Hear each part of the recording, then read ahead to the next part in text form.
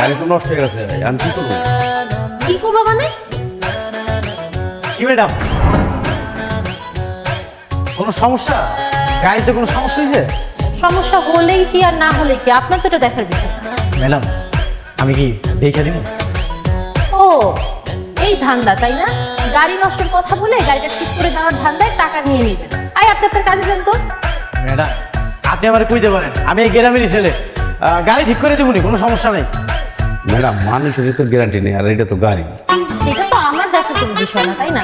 আমি গাড়ি ভাড়া করে এসে আপনি কিভাবে আমাকে বাসায় পৌঁছে দেবেন সেটা আপনি জানেন। ড্রাইভার সাহেব, আপনার কাছে কি গাড়ির কোনো যন্ত্রপাতি আছে? আছে। নিয়ে আসেন একটু।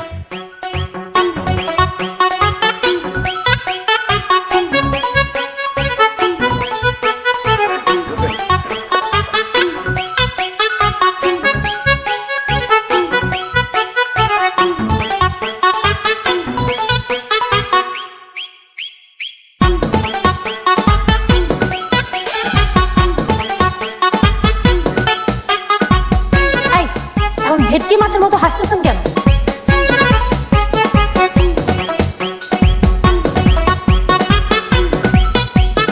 ম্যাডাম কান তো হয়ে গেছে। আচ্ছা ঠিক আছে, thank you. Ahon thank you দিয়েন না। ড্রাইভার সাহেব গাড়িটা স্টার্ট দেন।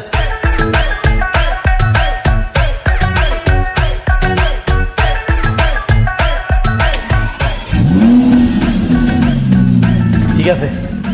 আচ্ছা এই যে একটা চকলেট আপনার জন্য গিফট।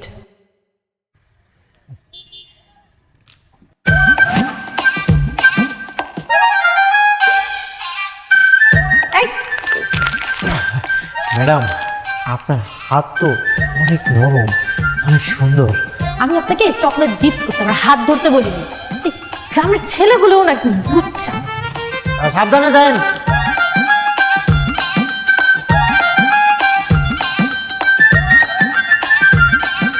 সাবধানে যান।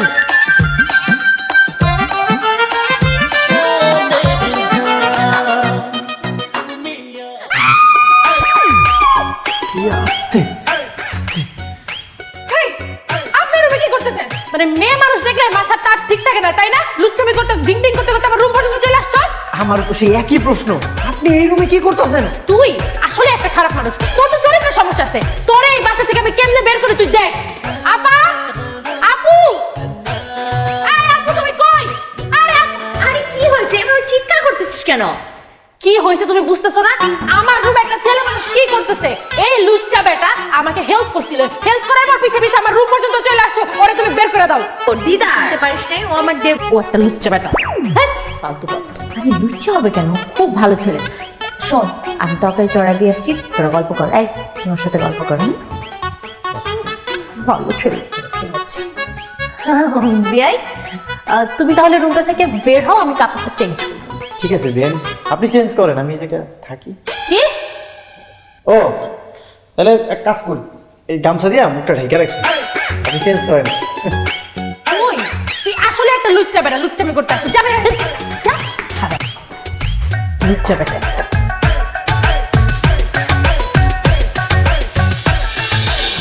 আচ্ছা দুলা ভাই, এই যে তোমার যে ছোট ভাই দিদার না ফিদার কি নাম, ও এমন কেন? মানে এত ভালো ফ্যামিলির একটা ছেলে, তুই চলবে স্মার্ট হয়ে না, এমন আনস্মার্ট খ্যাত হয়ে চলাফেরা করে কেন? ও আসলে একটু এমনই সাদা মাটা জীবনযাপন তার। আমি অনেকবার তোমার আপাও বলছে একটু স্মার্ট ভাবে চল, ড্রেসে চেঞ্জ আন না, এইভাবে নাকি খুব কমফোর্ট ফিল করে। কেন রে, আমার দেবর কি তোর সাথে কোনো ঝামেলা করছে? এটা কি জানো না? মানে এই যে আমি আসলাম, আসার পর ফ্রেশ হতে গেছি, তুই একটা মেয়ের রুমে ঢুকবি, নক করে ঢুকবি না, হুট করে দরজা খুলে ঢুকে গেল। আবার আমার সাথে আসার আগেও দেখা হচ্ছে রাস্তায় আর কি, আমার গাড়ি নষ্ট হয়ে গেছে, সো হেল্প করছে গাড়িটা ঠিক করতে। তো আমার কাছে চকলেট ছিল, আমি ওকে চকলেট দিছি। চকলেট নে না, চকলেট না নিয়ে আমার সাথে এমনি করে মোটামুটি করতেছে। কেমন লুচ্চা তুমি চিন্তা করতে পারো? আরে তুই এইভাবে কথা বলতেছিস কেন? শোন, আমার দেবর মোটেও লুচ্চা না, বুঝছিস? একেবারে ঠিকভাবে কথা বলবি ওকে নিয়ে। ও একটু সহজ সরল, বুঝে না কার সাথে কিভাবে চলতে হয়। তুই একদম আমার দেবরকে নিয়ে এইভাবে কথা বলবি না, খবরদার।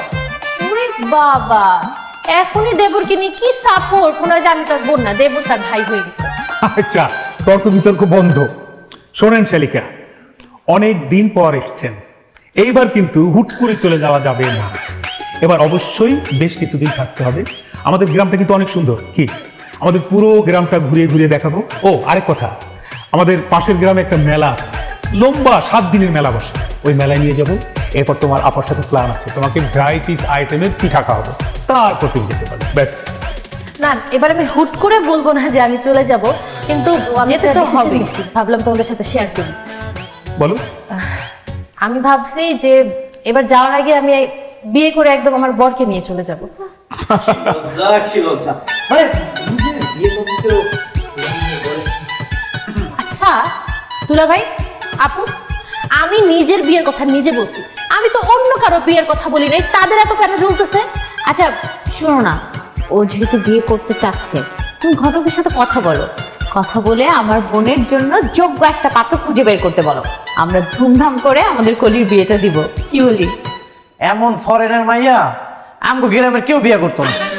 এই এই তুমি একদম আমাকে অপমান করে কথা বলবে না। ফরেনার মানে কি? ফরেনার মানে কি? আমি বাঙালি, আমাকে দেখতে কোন অ্যাঙ্গেল দেখে ফরেনারের মতো লাগে? না মানে তুমি তো ফরেনার রূপী চুপ থাকো। বাঙালি মাইয়া। আমাকে তাও বিয়ে করার জন্য 10 জন লাইন ধরে বসে থাকবে। তুমি নিজে চিন্তা করো, তোমাকে দেখতে কেমন লাগে? রাজপুত্রের মতো লাগে নাকি? আমাকে তো মানুষ বিয়ে করবে, তুমি পারলে আমার মতো একটা মেয়ে বিয়ে করে দেখাও। আমি তোমার মতো আমার ফরেনার মেয়ে বিয়ে করতে যাবো কেন? আমি তো বিয়ে করবো একদম পিওর বাঙালি মেয়ে। আর আমি যদি বিয়ে করতে চাই আমি তো কালকে বিয়ে করতে পারি, কোনো সমস্যা নাই। আমার জন্য তো সিরিয়াল দেওয়া মেয়েরা রেডি হয়ে আছে। হ্যাঁ তো করো, আমিও দেখি তুমি কালকে কোন মেয়েটাকে বিয়ে করো। আচ্ছা দেখি, আমার জানাশোনার মধ্যে কাছের কোনো সুপাত্র আমার সুন্দরী শালিকার জন্য জোগাড় করতে পারি কিনা। না না বাবা, আমি জানাশোনা আত্মীয় স্বজন এগুলোর মধ্যে সম্বন্ধ করতে চাই না। তোমাকে যেটা বলছি তুমি সেটাই করো, ঘটকের সাথে আলাপ করো, ভালো ফ্যামিলির ভালো একটা ছেলে চাইছে। হ্যাঁ দুলা ভাই, আমি আত্মীয় স্বজনের ভিতরে নতুন করে কোনো আত্মীয়তা করতে পারবো না, তুমি বাইরের কোথাও ছেলে দেখো, কিন্তু ফ্যামিলি যেতে ভালো। আচ্ছা ঠিক আছে, আমি ঘটককে বলি আমার শালিকার জন্য একটা সুযোগ্য পাত্র জোগাড় করে আনো। তাহলে তো হলো, দুলাভাই ঠিকই ভালো একটা পাত্র খুঁজে বের করো। অন্যের তো বিয়ের খবর নাই, এই জন্য জ্বলতেছে। এই, তুই ওর পিছে লাগছিস কেন? হ্যাঁ, আমি কিছু লাগি না, তো তোমার দেবর আমার কিছু লাগতেছে। কি ব্যাপার বলো তো? এই বাদরটা কখন পাঠাইছে, এখন পর্যন্ত আসার কোনো নাম নাই। হ্যাঁ, বারবার বলছি যেই ছেলের দিয়ে কিচ্ছু হবে না, দায়িত্ব ছেলেকে মহা দায়িত্ব দিয়ে দিছি। চুপ থাকতো। ভাইয়া আমি এই যে চলে আসি মিষ্টি না। আচ্ছা ভালো কথা, মিষ্টি লয়ে এলাম, কিন্তু তো মিষ্টি লয়ে যাইবা কই? এই যে তোর ভ্যাং সাহেবা কলির জন্য পাত্র দেখতে যাবে। কি কলির পাত্র দেখতে যাইবা? কই আমার তো একবার কইলা না। কেন? তুমি কি এমন স্পেস